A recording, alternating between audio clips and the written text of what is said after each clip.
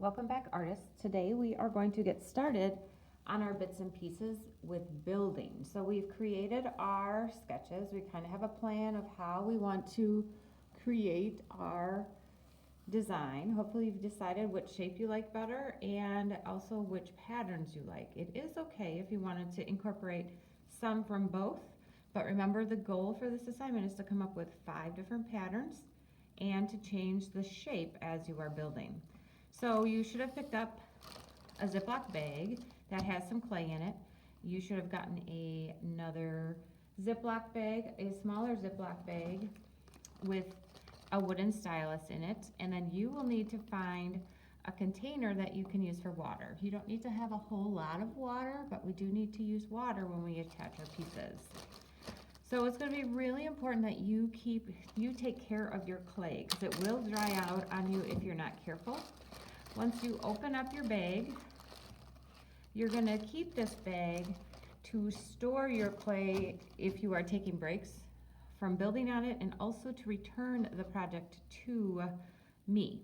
So you're going to get a big chunk of clay. The first step you're going to do is take about, I would say maybe 1/4 of it. So I think the easiest way to break clay is to put your hands together and then do a twist in opposite directions. We called it snake bites with my brothers and sisters when I was younger.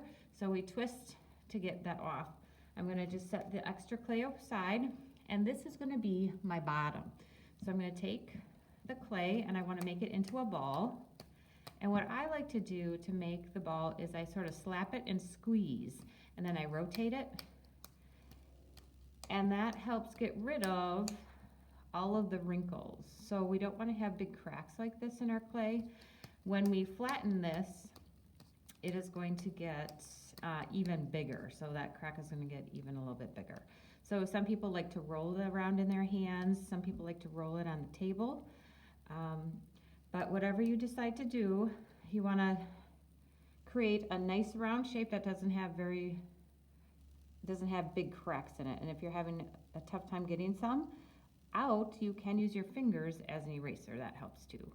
Then once you're happy with your shape, you are ready to flatten this into your bottom. This is going to be what I call a pancake, and that is what you're going to build your project on. Now, I want to take a moment and just stop. Notice my hands. They're getting dirty. Your surface where you work is probably going to get dirty. So you want to work on something that you can easily clean, your table or a counter, but check with your grown-ups to make sure that you're not working in a space that is going to make a big mess for everyone. So once I have my circle, I'm going to just pat it with the heel, the meaty part of my hand, a couple of times, maybe 3 times, and then you want to pick it up and flip it, because if you flatten this too much, it's going to stick to whatever surface you are working on. And I'm just going to keep going. I'm trying to hit mostly in the center, not too close to the edge. And our goal with this is to create a shape that is about a pinky width. Okay, so this is about a good thickness. I could go a little bit thinner if I wanted to, but I wouldn't want to go too much thinner. I'm going to go maybe just a little bit more, a little bit thinner. And I'm also going to think about my shape. I worked really hard to make this round, to keep it round, so you're going to want to do that as well. Then once you have this finished, now first choice is, am I going to put a coil next or am I going to put a pattern next? So that's your first decision. And then your second decision is, if I'm doing a pattern, what pattern am I doing?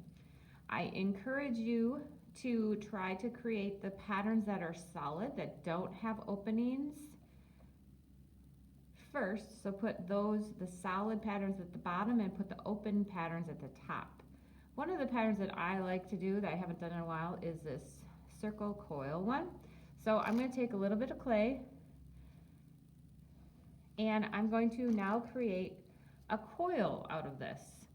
So one of the easiest ways to get clay pieces that are similar in size is to first start with a clay coil. So I like to just take the clay and kind of squeeze it in my hand until you get about a hot dog shape, and then I need to move on to the table. When you are rolling on the table, you want to make sure that you are using your whole arms.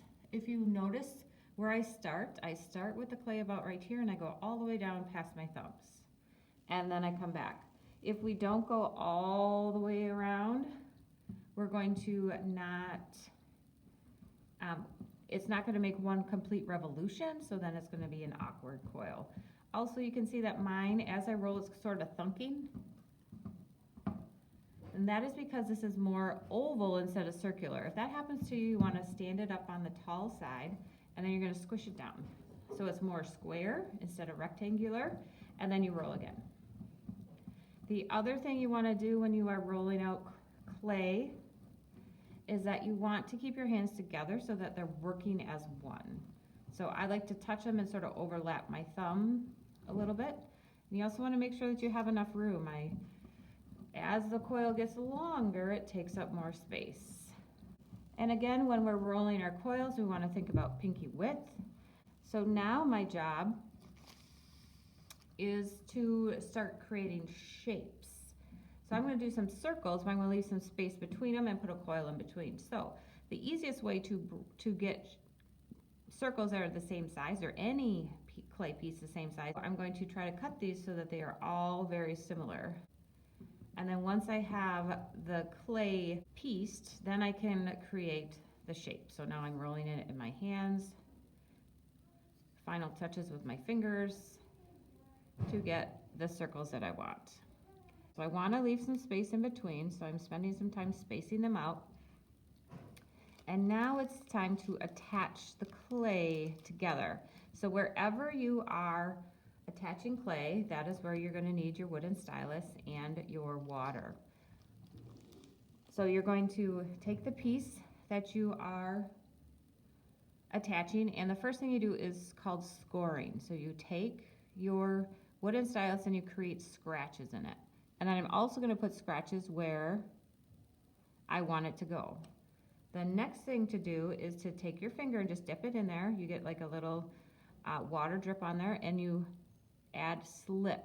So the slip is like the glue for clay, and it's just water. And then the next thing you're going to do is you're going to put it on top, and you have to wiggle. So we got to wiggle it around a little bit. When I wiggle it around, you see how there's water coming out? That tells you that you've put enough slip on it. There is enough glue for this clay, and it will stay. We'll do that again. We're going to score, which means to scratch. Both places, the part you're attaching and where it goes. You're going to slip, so you're going to add some water. You fill up those cracks. It looks a little bit milky. Then you're going to put it down, and you're going to wiggle. So I'm just using a little bit of movement to wiggle until I see the water coming around the edges, and that tells me that it is attached. Now I have all of my pieces attached, and I am ready to add a coil. So remember, between our pads, incorporate coils so that we add some strength to our clay project. Now that I have this general idea of where this is going and how long I need it to be, I'm going to slip and score these two pieces together. I'm going to slip and score this whole area, and then I'm going to put it on top.